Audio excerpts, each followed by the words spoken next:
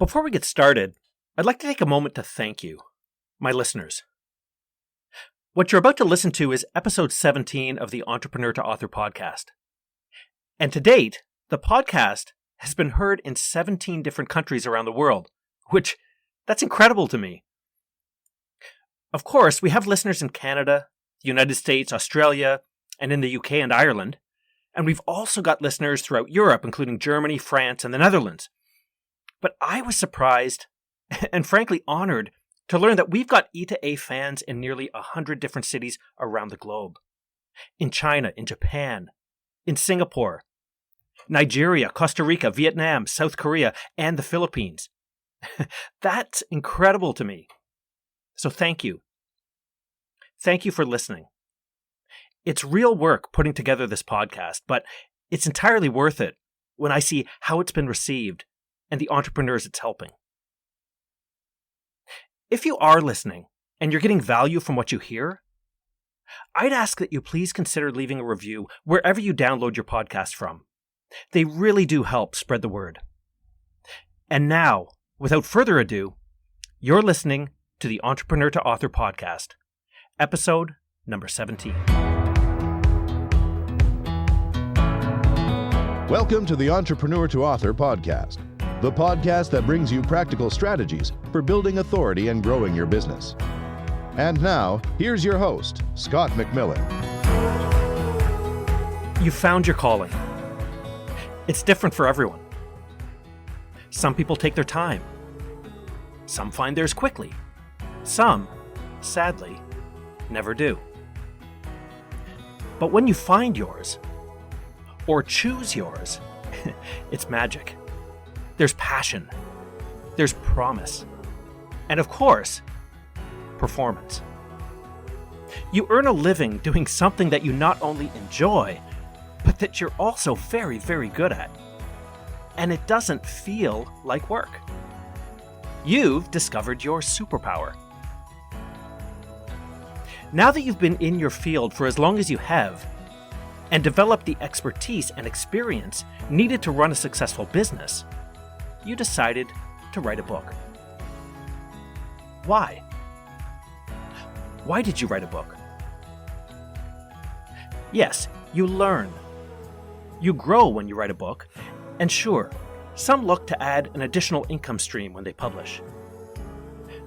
But the big reason most entrepreneurs sit down and begin their manuscript is to build their authority, to share their expertise, just like you have or will. This is where the rubber hits the road. It's time to deliver the goods. It's time to get results, to build authority through authorship. And yes, as in previous episodes of this podcast, building authority involves a strategy. There needs to be a plan, a process. There's got to be a well thought out template for where, how, and when to build your authority on the heels of releasing your book, right? In this episode, we're going to discuss how to use your book as proof of your credibility on your topic. Building authority. It's the wedge to access the opportunities you need to build your profile and your business. I'm Scott McMillan, and welcome to this edition of Entrepreneur to Author. Building authority. Those two words even sound important. Building authority is not only the most common goal that entrepreneurs have when writing a book, but is also fundamental to nearly every other goal that you might have. When you establish your authority as a credible thought leader on your topic, you become the go-to source of information and knowledge for your clients, prospective clients, partners, media, and really any other stakeholder looking to learn from and work with the best. It opens doors. But before we really get going, there's one thing I want to make clear. When I refer to building your authority, I'm not talking about building the profile of your business. No, I'm talking about building your individual profile and individual authority. Because when people see you as knowledgeable, likable, and trustworthy, they relate to you in ways that they can't relate to a faceless corporation. And you see, that's the sweet spot. That's when you leverage your authority. So how do you actually go about leveraging your book to build your authority? Well, there are 4 pillars to this strategy that we're going to discuss. 4 pillars to building your authority. And they are building out your professional profile, publishing expert content, collecting authority signals, and finally, getting exposure. Let's begin with building your professional profile. Your book plays an important role in building your profile.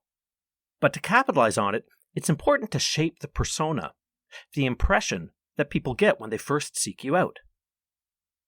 And the foundation of this is a robust yet flexible bio and high-quality professional photos. These are important assets that you'll use over and over, and they should be consistent. Not necessarily the same, but yes, consistent wherever you use them, whether for social profiles, personal and business websites, even your brochures, media, and speaker kits. Let's briefly touch on your bio. Now, if you were a book, it's what you'd have written on your back. It tells others who you are and what you're about. Keep it updated, always. Now, what I do is I have a long, detailed bio, around 1,500 words, that I use as the master. And then I cut that down to varying lengths, ranging from 500 words at the top end down to 100 characters on the low end. Which means I have a suitable bio ready at a moment's notice, whenever I need it. Regarding photos, again, make sure they're high quality, both in terms of resolution and aesthetics, and that they're professional. Now, professional will of course mean different things for different people. A professional photo of a tax accountant will look very different from that of a professional surfer. Regardless, 99% of the time, you'll be best served by hiring a professional photographer to do a photo shoot, rather than scrounging through your phone for suitable selfies. It's good to have a variety of images that you can use and pull from, ones that are aesthetically consistent. But at a minimum, you need at least a head and shoulders shot that you can use for most purposes, especially for online profiles. Why? Google has made it dead simple to track someone down. Have you ever Googled yourself? What comes up? Make sure that the information others find about you when they first seek you out is consistent with the professional brand you want to communicate. Some of the first things that are likely to pop up are social media profiles. And there are many, aren't there? The big ones like Facebook, Instagram, Twitter, LinkedIn. But there's also YouTube, TikTok, Snapchat, Pinterest, and of course there are more targeted platforms like Goodreads, Reddit, Medium, and more. So yeah, there are a lot of social media platforms to choose from. But the good news is you don't need to be on all of them. Just choose the ones where your customers are and where your readers are. And if you're most active on one particular social network, like LinkedIn for example, you might mention that in your bio on other platforms too, so that people know where to best find you. As far as a personal website is concerned, register a domain name related to your name. Now you can keep this site simple, but make sure that it looks professional and that it connects you, your book, and your business together, linking to all the various components of your business ecosystem. This is an important step in helping search engines find you when people search your name. The second of the 4 pillars to building your authority is publishing content. You have become a media player. You're in the business now, so your aim here is to share high-quality content consistently. And I recommend that you consider doing so across 3 different mediums: text, video, and audio. That way you're reaching your target audience regardless of how they like to consume content. What to publish? Well, there are many options. Articles for one. Graphics are another. Videos are immensely popular on most platforms. Even case studies that demonstrate your ability to help clients. These also serve as powerful social proof for prospective clients. And how about podcasting? The medium continues to grow in popularity, and I don't have to tell you that podcasts connect like no other platform. It's a coffee table conversation. It sticks. The third pillar of building authority is collecting authority signals. Now, what are authority signals? Well, think of things like awards, media mentions, inclusion on top 10 lists, bestseller lists, anything that signals to the market that you have credibility. It's not about vanity, it's smart business. Now let's back up to awards. They're an excellent authority signal. So seek out awards that you, your business, or your book might be eligible for and apply. After the first couple of entries, you're going to have a template that you can use for most award submissions, making subsequent entries quicker and easier. And lists. Finding your way onto a best of or a top X of Y or bestseller list, well, that's powerful. Go back and listen to episode 16 about book promotion for some tips about ranking your book as a bestseller, for example. And associations? When you join an association, you benefit from the credibility that that association has already established. So it's worth looking into becoming a member of relevant associations within your field of expertise. Another great authority signal that many people ignore is endorsements and testimonials. Now, we all know that referrals are terrific sources of new business. Endorsements take referrals public. And the higher profile the endorser is, the better. But even testimonials from regular clients, if they're genuine and positive, can be really impactful. And finally, the last pillar in our quest to building authority is getting exposure. Media exposure can trigger all kinds of opportunities. Of course, unlocking the door to media exposure isn't easy, but once inside, you can quickly become a go-to source. And when big stories break, or even when they don't, if you're top of mind for a media outlet, then you are perfectly positioned. And really, media exposure tends to snowball. If one media outlet uses you, it's quite likely that another will do so too. That's just how things work in media. Again, getting exposure isn't trivial. But go back and listen again to episode 16 for some tips on how to crack that nut too. Fact is, your book is an excellent wedge to help you get your foot through that door. And remember, it doesn't always have to be traditional media. If you're able to be a guest on a credible podcast, do it. Many podcasts have huge audiences, but even those that don't tend to be hyper-targeted. So you may find it easier to connect with your ideal clients. Similar to being a podcast guest, you might have success guest blogging or as a contributing editor for online or traditional media outlets. Maintaining a high-quality and up-to-date blog is an important part of this. Not only does it provide a place for editors to find and assess your writing, but it also helps you to improve the writing itself. Of course, media isn't the only arrow in the exposure quiver. Speaking engagements are also a great way to get yourself in front of prospective clients. We talked about associations a few moments ago. Do those associations have an annual conference? Well, maybe you could offer to speak or join a panel discussion at those. Look, you're an expert in your field, remember? You have the type of credibility that event organizers are looking for. Your book proves this, so sending a copy to event organizers can be a good way to catch their attention. Not to mention, your book is a great source of IP for the presentation itself. So those are the 4 pillars of building your authority. Now let's talk about the success factors needed for actually putting those pillars in place. Without them, you'll struggle to actually execute on those 4 pillars of building authority. There are 3 key success factors that I want to share with you. The 3 things that you need to put in place in your business are 1, personal branding, 2, consistent content creation, and 3, a well-oiled publicity machine. Let's begin with personal branding. In fact, I want to talk about the personal branding triple threat. The triple threat includes the visual identity of your personal brand, your personal style, and communication presence, or how you communicate. We're talking about the total package here. Now, when it comes to visual identity, I'm not talking about Ryan Gosling or Scarlett Johansson good looks. If you've got that too, Good for you. We mortals are thrilled for you. No, I'm talking about the visual look and feel attached to your personal brand. For example, the logo style of your name, the colors and fonts that you use, the language that you use. Do you have a style guide?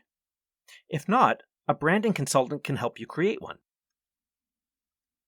In regards to your personal style, this is where some awareness is required. An extension of your brand is your personal style. The clothes and accessories that you wear, your hairstyle, and so on. All these elements together speak to your personal brand. It's all about looking the part, whether your part is tax accountant or surfer, to go back to our previous example. Now, for some, style is intuitive. They do it naturally, but for others, it can take some focused attention or even the help of a stylist. Being consistent with your personal brand is important, especially as you get more media attention. You don't want to confuse the market about who you are and what you represent.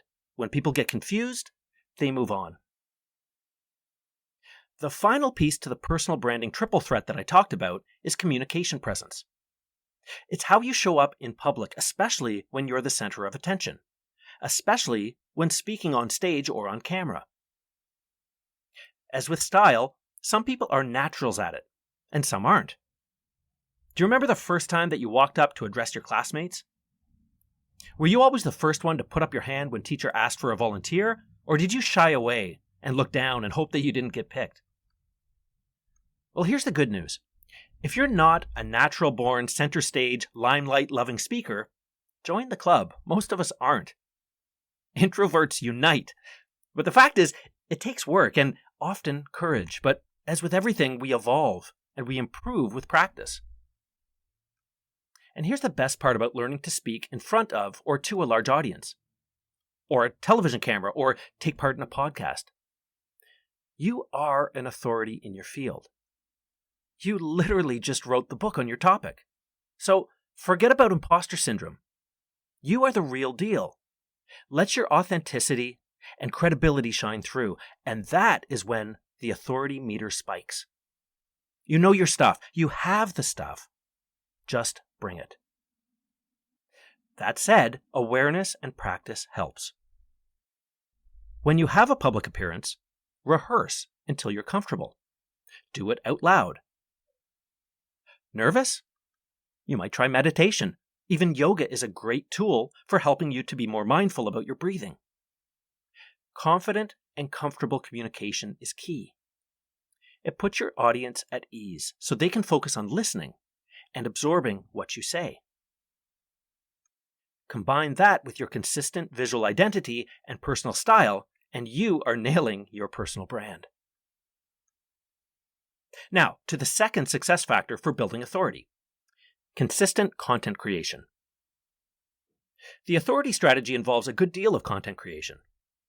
The good news is your book acts as a master content asset, so you've already done much of the heavy lifting. But coordinating its adaptation into varied pieces of content across a variety of media and platforms takes some organization. Set up a content calendar that specifies what will be shared, where, and when. This is important. I used to use a whiteboard for this, and still do sometimes when sketching it out, but more recently, my assistant Anya and I have been coordinating the content calendar through Airtable. But you can do the same using Trello or ClickUp or any similar platform. Frankly, that's working great. Each and every chapter of your book can be mined each and every month for a blog, or YouTube video, or podcast episode, or better yet, all three. Then those can be mined in turn to create shorter form content for various social media platforms, email lists, client communications, and so on. But unless you plan it, it's haphazard, and that's not what you want to do. As your content grows and your profile grows with it, hiring a content coordinator is not a bad idea. You can hire a virtual marketing assistant, someone to manage all of your social media needs, in keeping with the content calendar that we just discussed. Content production and technical execution really go hand in hand. For certain types of content creation, you may be able to easily manage both yourself if you choose to. However, for others, you'll likely need a team of professionals to consistently produce content at scale. Freelancers are a great option for this. If it's a video you want to produce, for example, hire freelancers to shoot it, edit it, manage the sound, handle post-production if needed. You get the idea. Great content is work. It can be fun work, but it is work. And I mentioned technical execution because creating great content means nothing if we can't get it out to an audience. Website development is a great example of having solid technical execution. Same with setting up email automations, landing pages, and so on. Having a trusted resource that you can go to for all of this will make your life so much easier and allow you to focus on acquiring and serving your clients. The final success factor in building authority is publicity. Lots of moving parts to this one. Do it right, and it's an oiled machine, or at least it can be. Your publicity and PR machine should be able to handle the following activities related to the 4 pillars. Researching and entering awards. Managing your relationships with associations. Reaching out for testimonials, reviews, and endorsements. Securing media coverage, podcast appearances, speaking engagements, and so on. Now, a VA can handle much of this, but engaging a publicist, especially for the media components, is something that you might consider as well. A good, smart PR team is invaluable. Look for instincts. Do they recognize a good story? Can they capitalize on it? Do they know when and how to pitch it? Now, can you see how having these capabilities, these 3 success factors in place, is important for executing on your strategy to build authority? As you use your book to build your authority, remember this.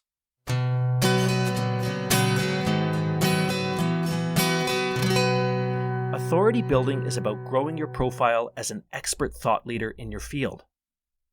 And it's foundational for every entrepreneur turned author. Executing this foundational strategy successfully establishes the profile needed to give you leverage in other areas, like generating leads, expanding your reach, or launching new products or lines of business. Now is the time. Time to write, time to publish, and time to grow. I'm Scott McMillan. Until next time.